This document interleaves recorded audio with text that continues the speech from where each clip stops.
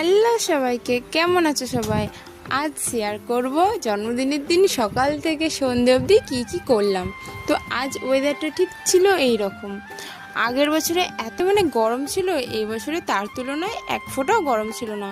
সকাল থেকেই মেঘলা আকাশ, আর সারাদিন তো শুধু বৃষ্টিই বৃষ্টি। সকালবেলায় মা করেছিল পরোটা আর আলুর তরকারি। তো সকালবেলা খাওয়াটা কমপ্লিট করে নিয়ে দুপুরবেলা লাঞ্চে বসে পড়েছি। আর আমাকে আজকে নিরামিষ খাইয়েছিল, 5 রকমের ভাজা, চচ্চড়ি, ডাল, চাটনি, পাঁপড়, মিষ্টি। খাওয়া দাওয়ার পর দিয়েছিলাম একটা লম্বা ঘুম। তারপরে সন্ধ্যেবেলায় রেডি হয়ে গেছিলাম কেক কাটিংয়ের জন্য। তো দেখো পেছন দিকে ডেকোরেশনটা করেছে আমার বোনই।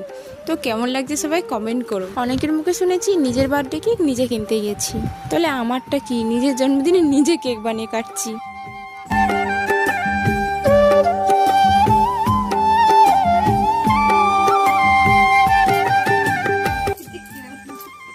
টাটা সবাইকে, ভালো থেকো, সুস্থ থেকো, রাধে রাধে।